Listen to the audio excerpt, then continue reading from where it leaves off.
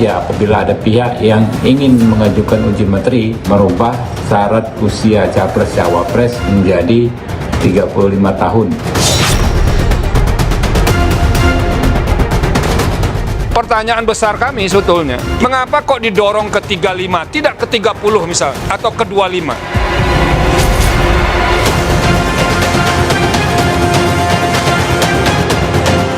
Kalau memang niatnya adalah niat yang baik sekali, ingin supaya anak-anak muda bisa nyapres dan nyawapres, kenapa harus buru-buru sekarang juga menjelang pencalonan capres dan cawapres?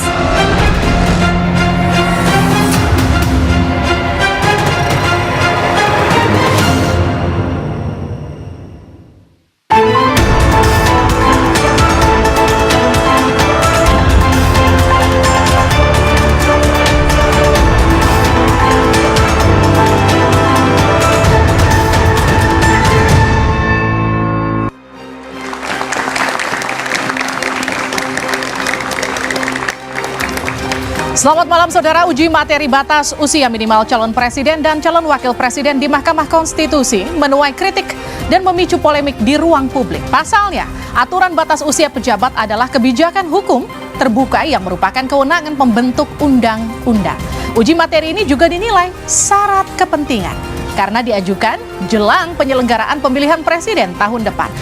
Ada kecurigaan uji materi dilakukan guna memuluskan jalan Gibran Rakabuming Raka untuk ikut kontestasi di Pilpres 2024 nanti. Karena kabarnya putra sulung Jokowi ini bakal didapuk mendampingi salah satu capres di Pilpres yang akan digelar pada 14 Februari. Benarkah demikian? Kita akan membahasnya bersama dengan sejumlah narasumber. Tepuk tangan yang meriah untuk narasumber saya pada malam hari ini. Yang pertama, Arya Bima, politisi PD Perjuangan. Selamat malam. Selanjutnya M. Iqbal, politisi PKS. Selamat malam. Assalamualaikum warahmatullahi wabarakatuh. Waalaikumsalam. Selanjutnya Dede Prayudi, politisi PSI. Selamat malam. Terima kasih sudah diundang. Dan juga Habibur Rahman, politisi Gerindra. Selamat malam. Juga teman-teman mahasiswa dari Universitas Pancasila, Universitas Indonesia, Unika Atmajaya Jakarta, STMI, dan Politeknik Negeri Jakarta. Saudara, inilah Dua Arah. Saya Liviana Charlisa.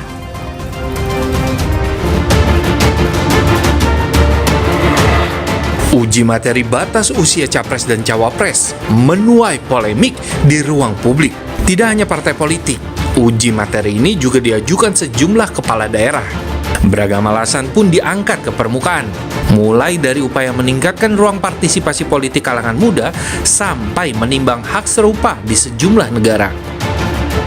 45 negara di dunia yang memberikan syarat minimal berusia 35 tahun. Kami ulangi, 35 tahun. Di antaranya Amerika Serikat, Brazil, Rusia, India, dan Portugal. Bahwa dengan demikian terhadap pengujian pasal 169 huruf Q Undang-Undang Nomor 7 Tahun 2017, DPR RI menyerahkan sepenuhnya kepada Yang Mulia Majelis Hakim Konstitusi untuk mempertimbangkan dan menilai bahwa berdasarkan ketentuan pasal 28D ayat 3 Undang-Undang 1945 menyatakan setiap warga negara berhak memperoleh kesempatan yang sama dalam pemerintahan, mengandung makna bahwa siapapun warga negara memiliki hak yang sama untuk mengabdikan diri dalam penyelenggaraan pemerintahan dengan memperhatikan penalaran logis atas kemampuan dalam melaksanakan tugas-tugas kenegaraan.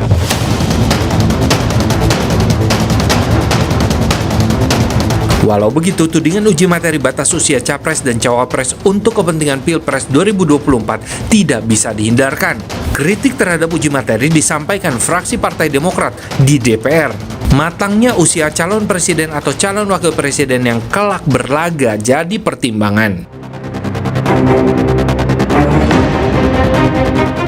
Uji materi ini kian jadi perhatian seiring munculnya nama Gibran Rakabuming Raka. Putra sulung Jokowi ini dikabarkan akan jadi bakal cawapres di Pilpres mendatang.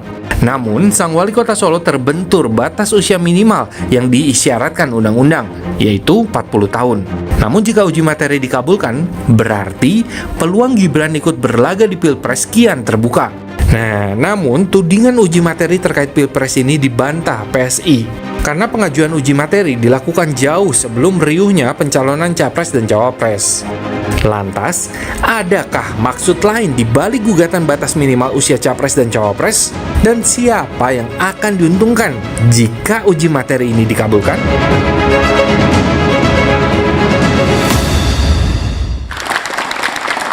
Ya, saudara, kita juga menghadirkan panelis pada malam hari ini, Adi Prayitno, Direktur Eksekutif Parameter Politik Indonesia. Selamat malam. Selamat malam, Livi. Selamat malam semuanya. Saya langsung ke Pak Habib. Pak Habib, ini salah satu atau beberapa yang kemudian mengajukan uji materi ini adalah kader Gerindra. Ini arahan partai? Kenapa? Halo? Salah satu yang mengajukan uji materi ke MK ini adalah kader Gerindra. Ya, Apakah betul. ini arahan partai, Pak Habib? Oh, bukan. Beliau seorang kader yang memiliki hak dalam demokrasi dan itu dijamin dengan konstitusi untuk mengajukan permohonan ke Mahkamah Konstitusi. Oke, jadi kalau dibilang gini, ini adalah akal-akalan pemerintah dan DPR melemparkan ini ke MK, jadi seolah-olah ini nanti keputusannya akan diambil oleh MK, padahal pemerintah dan DPR satu suara, betul nggak? Ya, ini tuduhan yang sangat brutal ya, yang sangat-sangat kasar ya Anda sampaikan. Kenapa? Karena MK sejauh ini terbukti adalah institusi yang independen. Oke. Tidak bisa didikte oleh kekuatan politik manapun. Banyak sekali perkara-perkara ketika kita meragukan MK, ternyata MK keluar dengan sikap independensinya, gitu kan? Dan bagaimana juga caranya ya pemerintah dan DPR mendikte ya atau memaksa MK membuat putusan sesuai dengan keinginan pemerintah dan DPR. Oke. Saya perlu sampaikan terang-terang dan jelas-jelas kepada Anda ya bahwa kami datang kemarin itu atas perintah undang-undang. Oke. Ya. Berdasarkan Undang-Undang MD 3, ketika ada undang-undang diuji, maka DPR hadir memberikan keterangan. Oke. Kenapa saya yang hadir? Karena ada 9 orang dari DPR yang menjadi tim kuasa DPR. Kami bekerja secara kolektif dan membuat membuat keterangan secara bersama-sama yang kami setuju bersama, lalu berdasarkan surat kuasa juga bersama kami sampaikan ke Mahkamah Konstitusi. Oke, saya ke Pak Iqbal. Pak Iqbal, posisi PKS dalam melihat uji materi ke MK ini seperti Ya, apa? kami juga dalam konteks ini melihat ini tentu saja tak ada asap kalau tak ada api. Oke, apinya dari mana, asapnya dari mana? Ya istilah bahasanya ujuk-ujuk menjelang pemilu, lalu ada orang yang seolah-olah dia nggak saling kenal gitu loh. Padahal ini terkoneksi dengan kebersamaan partainya, dengan kebersamaan cara-caranya ya, ditambah lagi Gibran dengan Pak Prabowo sering ketemu, makan bareng, ya kan? Kami menduga ini adalah upaya yang sangat sistematis bagaimana ingin memberikan ruang kepada Gibran ya untuk jadi semata-mata gugatan ini untuk memberikan ruang kepada Gibran untuk bisa maju pada pemilu 2024. Benar nggak Pak Habib? Ya, silahkan Anda menuduh tanpa bukti ya, berasumsi tanpa dasar. Ya, silakan saja, itu hak saudara Iqbal ya. Tapi saya menyatakan apa yang kami praktekkan, apa yang kami lakukan sesuai dengan undang-undang. Perlu diketahui bahwa yang menyampaikan permohonan itu berbagai macam orang ya. Ya, tapi kenapa Mas Habib seolah-olah jadi juru bicara para pemohon itu? Berbagai macam orang dengan berbagai macam latar belakang, dan kami hanya menjalankan fungsi kami sebagai tim kuasa DPR. Ketika ada perkara, kami ya hadir ke Lebih saya sedikit menambahkan juga. Ya, pertanyaannya kenapa Mas Habib begitu defense sekali, seolah-olah ini Mas Habib juru bicara para penggugat itu. Mas Habib adalah representasi DPR. Ya, jawab saja sebagai pandangan DPR. Jangan dibilang ini persepsi, memang persepsi. Tentu saya menyampaikan apa yang menjadi tugas dan wewenang saya, ya, apa yang menjadi dasar saya diberikan kuasa. Itu sudah jelas-jelas saya sampaikan bahwa kami menyerahkan sepenuhnya kepada Mahkamah Konstitusi untuk menilai dan memutus dalam perkara ini. Oke, saya lempar ke Mas Bimo. Mas Bimo, kalau Anda melihatnya sebagai bagian dari PDI Perjuangan, melihat gugatan ini seperti apa? Ya, yang pertama kita sangat memahami dan juga sekaligus menghargai ya, ada perbedaan pandangan mengenai batas umur mengenai capres dan cawapres. Itu kita anggap sebagai suatu dinamika di dalam kita melihat demokrasi yang paling pas, yang paling cocok, yang paling tepat buat Indonesia itu seperti apa, termasuk untuk capres-cawapres. Maka satu-satunya undang-undang yang terus dievaluasi di setiap dilaksanakan itu undang-undang pemilu, baik itu pemilu legislatif maupun pemilu pemilihan presiden. Nah, kenapa kita evaluasi setiap 5 tahun? Karena kita ingin melihat sejauh mana implementasi di setiap kita konsentrasi per 5 tahunan ini ada yang kurang nggak, ada yang pas nggak, ada yang diteruskan nggak, termasuk batas umur. Kalau tidak salah dulu kan 40 turun ke 35 gitu. Juga pernah 30. Dan keinginan untuk mungkin 17 tahun, 21 tahun, 25 tahun, 35 tahun termasuk kepala daerah itu juga kita lihat, kita bawa ke dengar pendapat dengan berbagai stakeholder. Jadi menurut saya yang pertama tentang keinginan beda pandangan soal calon presiden dan calon wakil presiden, mungkin juga calon gubernur dan calon kepala daerah, ada beda pandangan, itu adalah yang biasa. Tetapi sekali lagi PDI Perjuangan taat konstitusi, dan konstitusi itu sudah diturunkan lewat undang-undang. Maka yang kita ikuti sekarang ini adalah konstitusi atau undang-undang pemilu soal pilpres dan pileg yang saat ini ada. Bahwa ada keinginan kawan-kawan melakukan judicial review, hal yang terkait dengan umur, kita hargai. Yang saya keberatan adalah framing seperti yang tadi ditunjukkan oleh Kompas juga, bahwa di belakang ini adalah motif manuver dari seorang Gibran atau seorang kepala negara bernama Jokowi. Pak Jokowi dan Gibran adalah kader PDI Perjuangan. Pak Jokowi paham betul sistem metokrasi kita. Bagaimana proses mempersiapkan kader-kader pimpinan termasuk kepala daerah, ada kematangan, ada kedewasaan, ada visi yang terus dibangun, bagaimana orientasi keperpihakan, kepedulian, empati, menjalankan Pancasila yang teknokratik, yang smart. Ini adalah cara-cara kita dengan sekolah partai khusus pejabat eksekutif. Jadi tidak ada hal-hal yang kemudian, mohon maaf, ada ke MK, kemudian ada keinginan perubahan, kemudian framingnya adalah ini cawe-cawe presiden. Ini adalah keinginan meloloskan seorang Gibran untuk menjadi cawapres. Karena Gibran 2 kali saya ketemu sendiri menjawab tidak, ketemu Pak Sekjen tidak ada keinginan, dan sekali lagi ini oleh siapa dan melayani kepentingan siapa? Kenapa yang di framing adalah motif modus operandi manuver seorang Gibran yang sekedar keinginan untuk masuk sebagai cawapres. Ini dijawab Adi Praitno. Ini dari siapa untuk siapa, motifnya apa? Kalau Anda melihatnya seperti apa? Ya, sebenarnya kita itu bicara dalam wilayah remang-remang.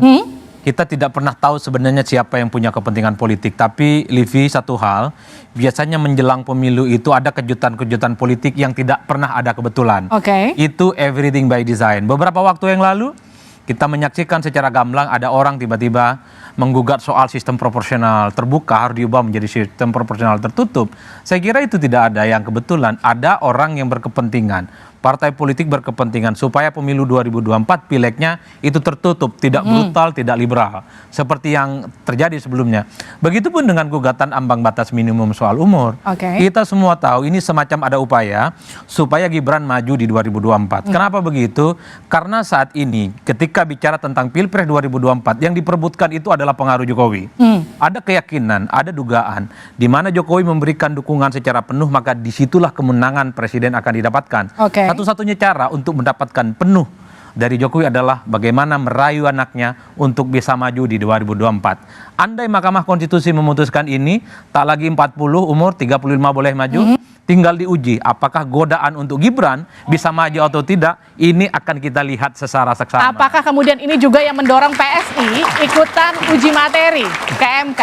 Mas Uki? Enggak sih, saya hormati pendapatnya ya Mas Tio. Saya lihat tadi Mas Tio itu connecting the dots ya. Akan tetapi ada beberapa dots atau mungkin nggak beberapa, majority of the dots itu missing di sana. Sehingga gambar yang tampil itu menjadi tidak utuh. Misalnya seperti ini misalnya ya. PSI itu baru bulan lalu ya mendeklarasikan hasil rembuk rakyat dari Dewan Pimpinan Wilayah kami di DKI Jakarta. Yang dimana hasil pengumuman tersebut diumumkan langsung oleh Wakil Ketua Umum kami, Bro Andi Budiman. Mohon maaf. Dan di sana hasil rembuk rakyat kami memenangkan Mas Gibran ya Mbak Grace Natali, Sis Grace ya, dan juga beberapa nama lain untuk maju menjadi DKI 1. Oke. Jadi tudingan bahwa gugatan PSI untuk menyediakan karpet merah kepada Mas Gibran itu tidak beralasan. Tadi Pak Arya sudah membantahnya dari sudut pandang Mas Gibran. Oke. Sekarang kami dari sudut pandang yang menggugat, yang mengajukan JR, itu juga nggak beralasan, sama sekali nggak beralasan.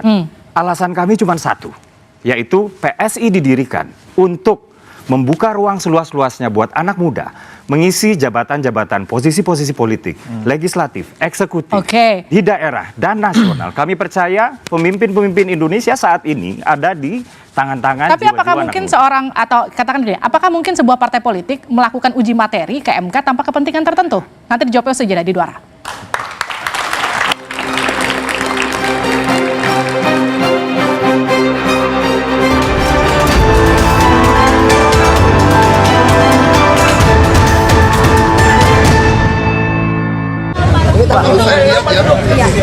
Saya lihat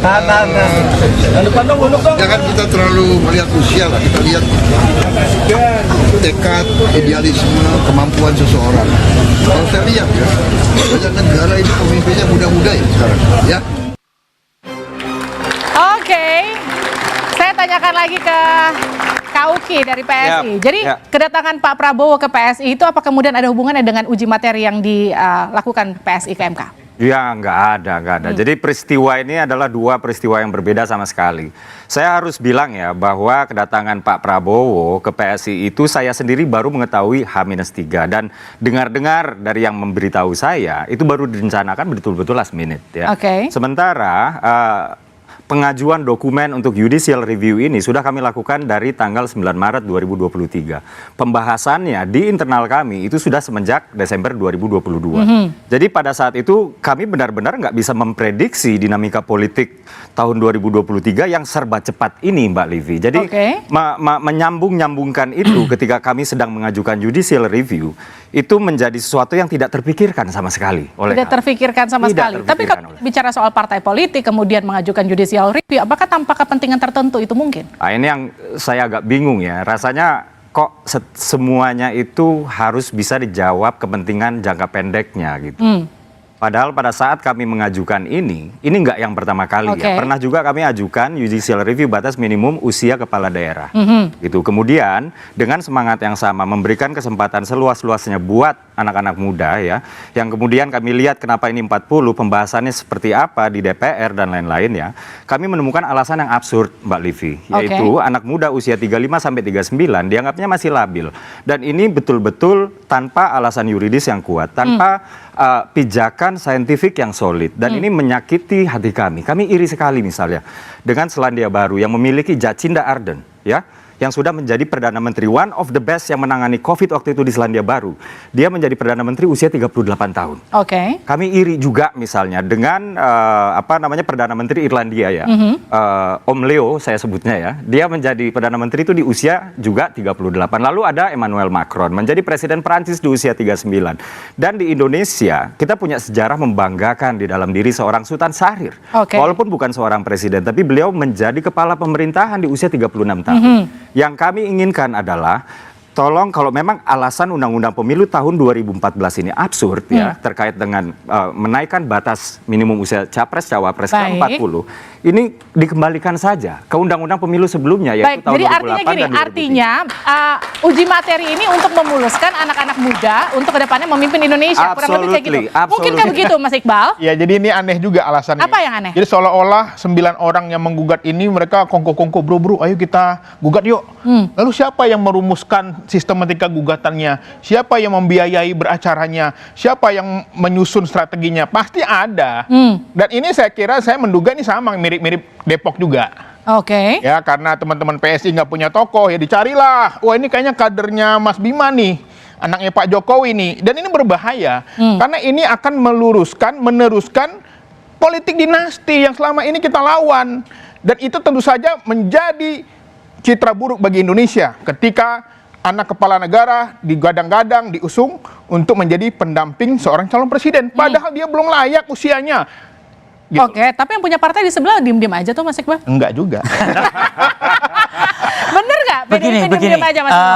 kita melihat ya persyaratan maju sebagai capres atau cawapres dalam kaitan kalkulasi publik tentu berbasis dari kapasitas, berbasis dari proses historis sejarah aktivitas politik baik di dalam wilayah politik pejabat publik, itu eksekutif maupun di legislatif atau mungkin di partai politik, atau juga kapasitas-kapasitas di birokrasi ataupun di pejabat-pejabat lainnya yang berkaitan dengan wilayah antara kapasitas dengan wilayah publik yang ada. Jadi kita melihat pada saat hal yang utama prasyarat waktu kita rumuskan adalah kapasitas dan juga sejarah historisnya. Kenapa jatuh ke 40? Kan itu harus ditarik kemarin. Tarik ke gubernurnya umur berapa, tarik ke kepala daerahnya berapa. Akhirnya kita hitung prasyarat minimal di kepala daerah tingkat kabupaten kota berapa, ke gubernur berapa. Waktu pembahasan. Bahwa kemudian sekarang ada pandangan-pandangan, itu ada sekali lagi saya anggap sebagai suatu hal yang wajar. Kami partai ikut mengikuti konstitusi yang ada, maka di dalam sekolah-sekolah partai PDI Perjuangan, Ibu Mega terus-menerus menginstruksikan bagaimana kesadaran tentang ideologi, kesadaran berpolitik, kesadaran berorganisasi, termasuk organisasi pemerintah daerah yang selalu diorientasikan untuk menerjemahkan ideologi yang Pancasila yang lebih smart, yang teknokratrik, yang berorientasi karena ini adalah sistem demokrasi kehendak publik, maka segala keputusannya harus berorientasi pada kepentingan Mas Bimo, publik. izin saya potong gini, kalau dibilang uji materi ini untuk memuluskan Gibran melaju menjadi cawapres, salah satu capres di Pilpres mendatang, PDIP akan diam aja? Oh, kita tidak diam saja, bahwa kita melihat itu sebagai satu pandangan keinginan dari beberapa teman yang mengajukan uji materi, monggo. Yang kami itu kritisi bahwa Mas Gibran sebagai kader PDI Perjuangan yang ikut sistem meritokrasi untuk proses pengkaderannya, itu kemudian sekarang ini di dalam pembicaraan di wacana publik yang berakibat pada persepsi publik, framing seperti yang disampaikan oleh kawan-kawan PKS, wah ini penguatan terhadap hal yang menyangkut politik dinasti tadi. Nah, kita tidak ingin sementara PDI Perjuangan melahirkan berbagai tokoh-tokoh muda yang sekarang ini muncul, itu adalah proses yang benar-benar dipersiapkan dengan kapasitas, dengan kompetensi personalnya, kompetensi profesionalnya, kompetensi sosialnya, kemampuan pedagogiknya, yang itu semua payungnya adalah ideologi. Nah, kemudian kalau ada keinginan kawan-kawan yang saat ini memframing kader PDI Perjuangan, terutama apalagi dikatakan dia tidak hanya Mas Gibran sebagai wali kota, framingnya adalah putra seorang presiden, ya, seolah-olah bahwa uji materi ini adalah mempersiapkan ambisi Pak Jokowi untuk sekedar mengegulkan putranya untuk menjadi cawapres. Ini adalah sesuatu yang perlu kita luruskan, karena tidak ada kehendak subjektif dari PDI Perjuangan, Bu Megawati, Pak Jokowi untuk melanggengkan apa yang namanya politik dinasti. Ini perlu saya sampaikan. Saya ke Mas Habib. Mas Habib, kalau dibilang gini, kita punya judul malam ini utak-atik aturan demi Gibran. Tapi kalau Gerindra melihatnya, apakah menjawab tudingan bahwa utak-atik aturan ini untuk menyiapkan Gibran mendampingi Pak Prabowo di Pilpres? Jadi pertama saya memang perlu sampaikan ke rekan-rekan, kita boleh saja berasumsi tapi mesti dibekali oleh pengetahuan. Seperti saudara Iqbal tadi katakan soal penyatuan perkara, itu memang praktek di Mahkamah Konstitusi. Dalam setiap perkara terhadap undang-undang yang sama, itu semua pemohon yang diajukan berbeda-beda disatukan dalam satu persidangan. Itu di semua perkara begitu, bukan hanya di perkara terkait usia ini ya, perkara undang-undang Ciptaker, undang-undang lain dan sebagainya. Bukannya orangnya kongko-kongko, bukan. Ini nggak saling kenal satu sama lain, duduknya pun sebagai pihak yang independen satu sama lain di dalam ruangan Mahkamah Konstitusi. Yang kedua, ya, inisiatif ini kan bukan dari Gerindra, ya, dari para pemohon. Ada Michael Gorbachev dan kawan-kawan, ada yang perseorangan, ada PSI, ada Partai Garuda, bagaimana kita bisa mengartikan ini dalam konteks utak-atik aturan untuk memuluskan Gibran, yang mana rekan-rekan kami, sahabat kami dari PDIP sendiri, partainya Pak Gibran dengan tegas membantah, gitu kan ya. Dari mana ini ya? Jadi ya silahkan kalau ada orang-orang yang ingin menyebarkan pendapatnya dengan asumsi-asumsi tidak berdasarkan pengetahuan, ya silakan saja, dan rakyat yang akan menilai. Gitu. Tapi betul lagi nih, ada desas-desus yang kemudian muncul internal Gerindra memang menginginkan Gibran karena ada hasil survei yang menunjukkan kalau Gibran mendampingi Pak Prabowo, elektabilitas Pak Prabowo akan naik lagi 12%, betul nggak? Ya itu dia, yang namanya desas-desus di luar terdengar, kami sendiri pun belum pernah mendengar. Yang ada adalah soal capres dan cawapres Koalisi Kebangkitan Indonesia Raya, itu domainnya Pak Prabowo dan Gus Muhaimin Iskandar.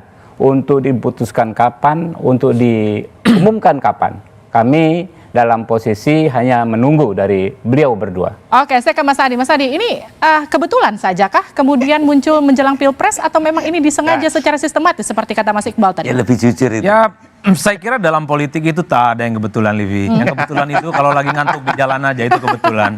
Selebihnya itu by design dan ada kepentingan.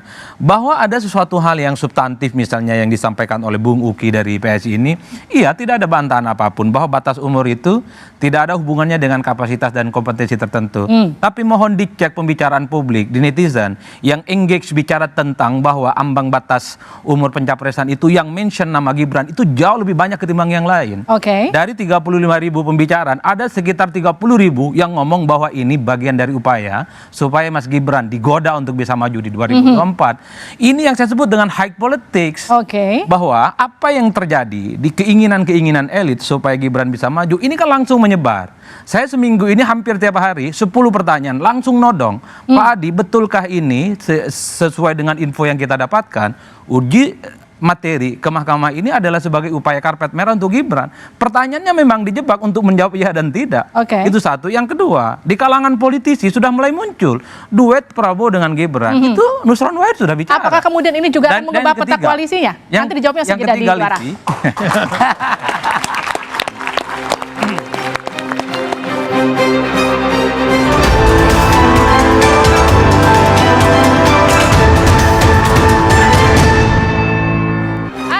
Bersama kami di Dua Arah. Betulkah utak-atik aturan demi Gibran? Saya ke Mas Adi lagi. Mas Adi, jadi ini apakah nanti akan mengubah peta koalisi ke depan?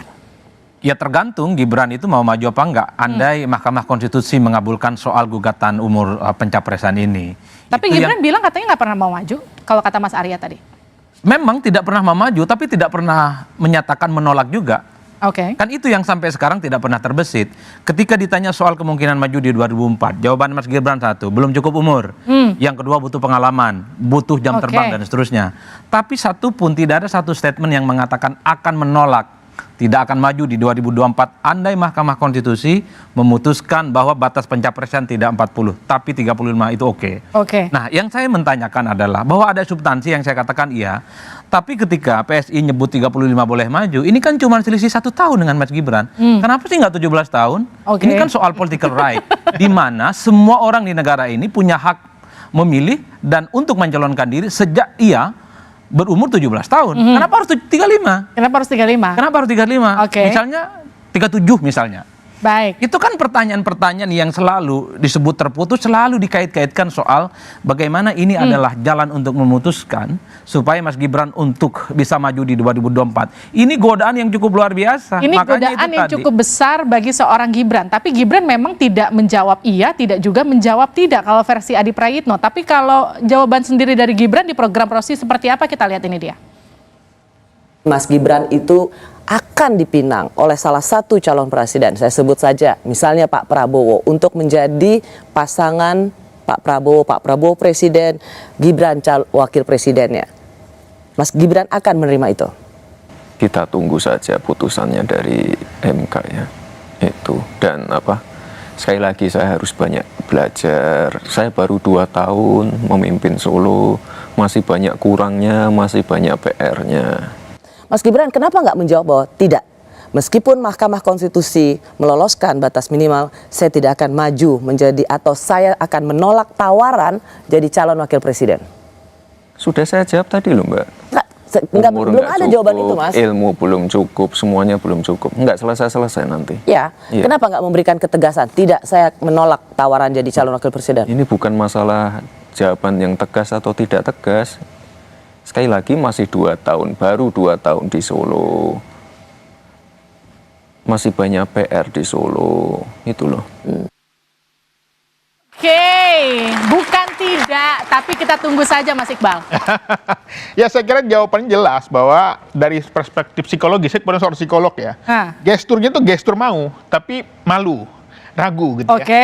Kalau dia mengatakan demi umur, karena umur belum cukup, artinya dia menunggu ketika undang-undang membolehkan itu. Oke. Itu persepsi sekarang, sebagai seorang psikolog ya. Jadi gestur yang ditunjukkan Mas Giram sebenarnya gestur seorang yang dia menunggu apakah dia bisa maju atau enggak. Dan Mahkamah Konstitusi dapat diduga adalah bagian dari upaya yang sangat sistematis untuk bisa memberikan ruang kepada Gibran untuk maju pada 2024. Dan PDIP yakin Gibran gak akan maju di 2024, Mas Bimo? Coba misalnya yang ditanya itu saya. Kalau ditanya Mas Bimo akan jawab iya atau enggak ya kan? Mas Gibran, Mas Wali, itu adalah orang yang beberapa kali mengikuti pendidikan kader partai. Oke. Masuk kepala daerah.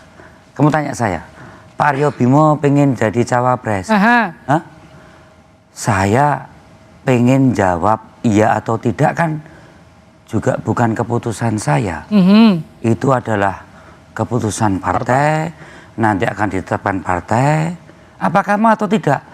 Mau atau tidak pun saya juga tidak berarti apa-apa. Baik, tapi bagaimana posisi PDIP kalau nanti Gibran betul-betul menjadi cawapresnya Pak Prabowo? Gibran ini adalah orang, tadi, meritokrasi dalam PDI Perjuangan ini berjalan. Oke, jadi Anda yakin ya, betul ya? Jadi, apakah Gibran tidak disiapkan menjadi capres atau cawapres? Oh, dipersiapkan. Tapi nggak di 2024 gitu kira-kira Pasti ya? dipersiapkan. Buktinya ada Pak Jokowi, buktinya ada Ganjar Pranowo kan gitu. Jadi terkait hal tersebut PDI taat pada konstitusi. Aturan saat ini terkait dengan status Gibran 40 tahun seperti yang dijawab oleh Gibran sendiri, dia tidak menanggapi persoalan itu karena memang aturannya itu tidak memenuhi syarat. Dengan demikian partai pun juga tidak berurusan dengan calon-mencalon cawapresnya Gibran. Baik, kan tapi gitu. kalau akhirnya MK mengabulkan uji materi, kan akhirnya Gibran bisa Saya jawab ya. Saya jawabnya. Yes. Pada saat Gibran, Mas Gibran atau Mas Wali itu diundang ke DPP PDI Perjuangan, ini bukan analisa, ini bukan pendapat saya, ini bukan isu. Ditanya oleh Pak Sekjen PDI Perjuangan Hasto Kristinanto, ada Pak Watumbu, apakah Mas Gibran akan maju cawapres? Dijawab, saya tidak akan maju sebagai cawapres, apalagi cawapresnya Pak Prabowo. Itu dijawab langsung. Gimana tuh Pak Habib? Ya kita dengarkan saja. Gimana ya apa? Enggak, Gibran sudah memastikan bahwa dia tidak akan maju apalagi sebagai cawapresnya Pak Prabowo. Ya itu kita informasi itu kita terima, kita dengarkan. Apa hubungannya dengan Partai Gerindra? Enggak kan? Ya enggak ada. Karena kebetulan waktu itu partai sudah mencalonkan Ganjar Pranowo, kemudian Gerindra dengan hal yang sangat kita hormati mencalonkan Pak Prabowo. Gitu. Tapi kemudian gini, jadi pertanyaan gini, karena memang isunya adalah Pak Prabowo dan Gibran. Maka pada saat ditanya, saat ini kan dicalonkan sebagai cawapresnya Ganjar pun nggak bisa, karena PDI kan cara pandang untuk mencalonkan presiden dan calon wakil presiden ini kan kacamatanya ini kan konstitusi. Gitu loh. Tolong dipahami, bukan tidak ingin Gibran sebagai cawapres ya. Adik-adik mahasiswa harus tahu, koridor komunikasi politik itu harus masuk dalam koridor konstitusi. Untuk mencalonkan partai mencalonkan Gibran, tidak ada dasar hukumnya, landasannya. Padahal PDI Perjuangan ini sepakat menjalankan segala role play politik ini sesuai dengan aturan main, tepuk tangan dulu. dan undang-undang. Saya ke Mas Adi, jadi kalau dibilang gini, ini nggak ada jalan, artinya semua jalan untuk Gibran tertutupkah untuk menjadi cawapres nanti di Pilpres meskipun uji materinya dibuka?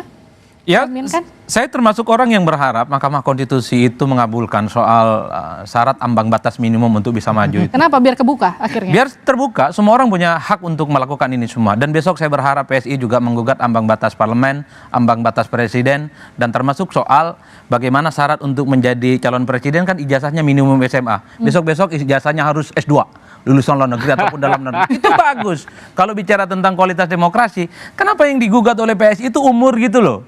Syarat ijazah SMA nggak mau diubah kalau memang PSI niatnya maksudnya ikut tepuk tangan atau gimana? ingin memperbaiki kualitas demokrasi. Ya. Jangan ijazah itulah minimal. Yang kita lakukan itu adalah untuk membuka ruang seluas-luasnya buat anak-anak muda. Kemudian step berikutnya ya kami lihat batas minimum usia kepala daerah, lalu juga kepala pemerintahan pusat gitu ya. Dan kami lihat juga pembahasan di balik undang-undang tersebut. Lalu kami tiba pada pembahasan undang-undang pemilu tahun 2017 gitu.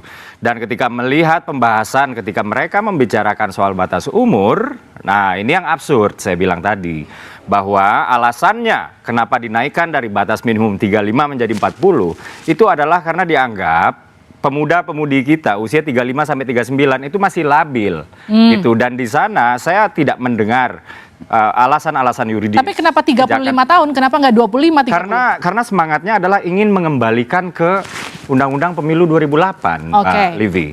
Jadi kami memang melihatnya itu sebatas kenapa dinaikkan gitu. Harusnya nggak usah dinaikkan. Jadi ini kembalikan saja ke ini nggak ada hubungannya kalau dulu PSI dekat sama Ganjar, sekarang PSI mulai dekat sama Pak Prabowo. Wah, ya nggak ada. Insya Allah kita kesana bentar lagi Pak Livi. Nah di situ menarik itu, ya, pengen pemimpin yang muda, tapi sekarang yang dipilih presidennya lebih sepuh daripada Pak Jokowi kan gitu ya. Enggak. Kemarin itu kita silaturahmi kan politik Indonesia itu kan memang harus diisi ya dengan rasa saling pengertian, persatuan. Itulah pesan Pak Prabowo kemarin ya. Bahwa kita fokus kepada kesamaan gitu. Kita fokus kepada persatuan.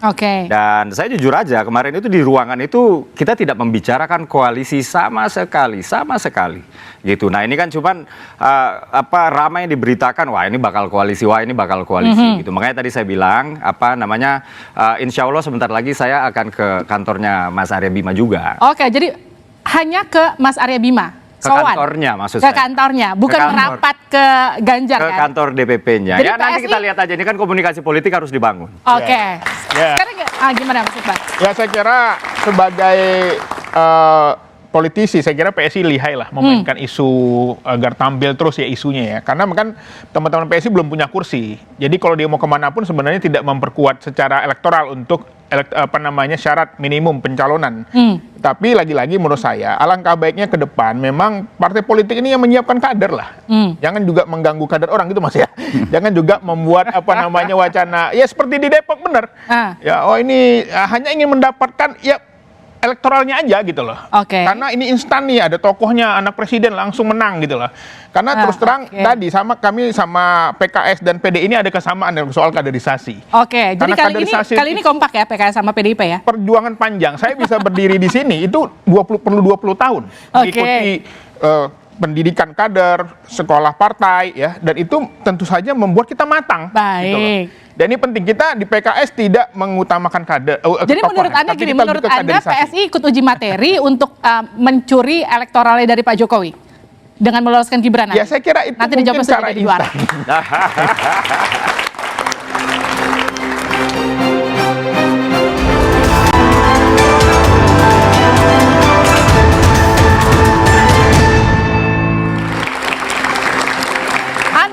Bersama kami di Dua Arah. Betulkah utak-atik aturan demi Gibran?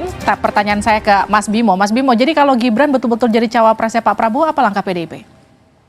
Itu dalam tradisi organisasi kami, itu sesuatu yang tidak biasa terjadi. Karena seseorang menjadi calon presiden, wakil presiden, dan juga gubernur, wakil gubernur, serta jabatan-jabatan publik lainnya, itu ada pattern, ada pola cara pengambilan keputusan yang kesepakatan dalam proses penjaringan dan penyaringan serta pengambilan keputusan itu sudah menjadi suatu yang baku dan proses pilpres terutama yang menghasilkan calon presiden dan wakil presiden yang mendapatkan kepuasan publik yang begitu besar, itu adalah hasil dari tradisi cara berpikir di PDI Perjuangan. Dan kami percaya bahwa pencalonan Mas Wali atau Mas Gibran yang sekarang ini mohon maaf di framing menjadi wakilnya Pak Prabowo itu adalah satu gunjingan-gunjingan yang tidak perlu kami tanggapi. Baik. Bahwa ada pandangan-pandangan yang saat ini terkait dengan uji materi. Hal itu tidak serta-merta dikaitkan dengan peluang Mas Wali atau Mas Gibran untuk maju jadi calon Wapres. Kami percaya bahwa Mas Wali atau Mas Gibran itu taat pada proses konstitusi partai. Tepuk tangan. Saya ke Mas Luki. Jadi PSI juga yakin apa yang kemudian dilakukan PSI dengan melakukan uji materi ke MK itu bukan untuk meloloskan Gibran. Ya, apalagi yang harus kita tanggapi dari awal dicoba untuk membangun opini dengan connecting the dots, tapi nyatanya banyak dots yang masih missing. Terus dicoba untuk memaksakan asumsi-asumsi yang saya anggap liar tadi dengan pertanyaan berandai-andai, juga tidak terbukti. Pak Arya sudah mengatakan tadi, PDIP punya mekanisme yang ketat. Mas Wali juga sudah mengatakan tidak. Bang Habib juga sudah mengatakan apa hubungannya dengan kami. Nah, ini mau apa lagi yang mau dipaksakan? Perdebatan seharusnya sudah selesai. Perdebatan harusnya sudah selesai, Mas Iqbal. Jadi kalau Gibran sampai masuk arena, apakah PKS kemudian akan merubah strateginya? Ya, saya kira waktulah ya akan melihatnya. Saya meyakini seandainya ini disetujui, saya yakin bisa jadi. Ya, ini mungkin kita lihat nanti hasilnya. Mungkin bisa jadi duet Pak Prabowo dan Gibran itu terjadi.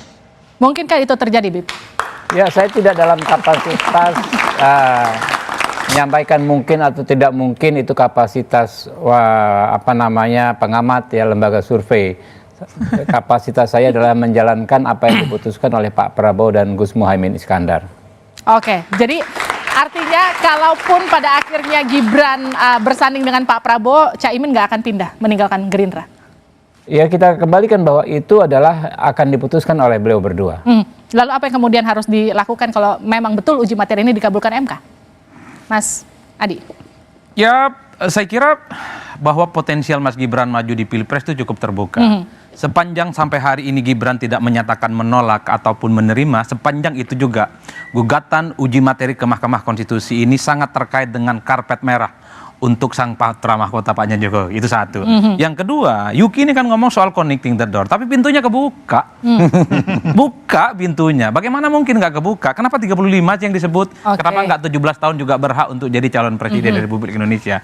Inilah yang saya kira semakin menebalkan keyakinan. Apalagi kemarin kita dengar bahwa PSI selalu mengatakan bahwa semua orkestrasi politiknya, manuver politiknya itu tegak lurus ke Pak Jokowi dan Jokowi. Jadi semua hal yang dilakukan oleh teman-teman PSI itu ya penahasi ritualnya adalah presiden. Itu nggak bisa dibantah dan sudah menjadi rahasia umum. Masuk ke senyum-senyum loh di situ. Ya, artinya apa? Kalau bicara dengan mahasiswa yang tidak engage dengan para elit mungkin tapi kan pembicaraan kayak gini sudah menjadi pembicaraan warung kopi. Semua media, di kalangan aktivis, pegiat demokrasi, pegiat pemilu. Jadi jangan pura-pura tidak tahu juga gitu loh.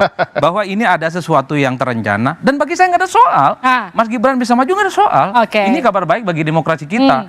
Anak muda umur 36 tahun bisa bertanding. Saya kira cukup luar biasa. Tinggal kita tunggu apakah akan terpilih ataupun tidak. Apakah akan mendapatkan dukungan rakyat atau tidak. Apakah reaksi dari PDIP biasa-biasa saja ataukah luar biasa. Kita lihat nanti. Tepuk tangan dulu untuk semua narasumber saya pada malam hari ini. Saudara, uji materi ke Mahkamah Konstitusi memang hak setiap warga negara. Namun idealnya ini dilakukan guna kepentingan bangsa dan kemanusiaan, bukan keinginan dan kepentingan segelintir orang, apalagi sekedar memenuhi hasrat kekuasaan. Konstitusi seyogyanya menjadi alas dan panduan agar kehidupan berbangsa dan bernegara sesuai tujuan dan cita-cita para pendiri Republik ini. Jangan menjadikan konstitusi sebagai alat pembenaran guna memuluskan jalan sebagian kalangan meraih kemenangan. Saya Liviana Charlisa, tetap saksikan Kompas TV untuk mengupdate informasi seputar pemilu hanya di Kompas TV, independen, terpercaya. Sampai jumpa. Thank you for having me again.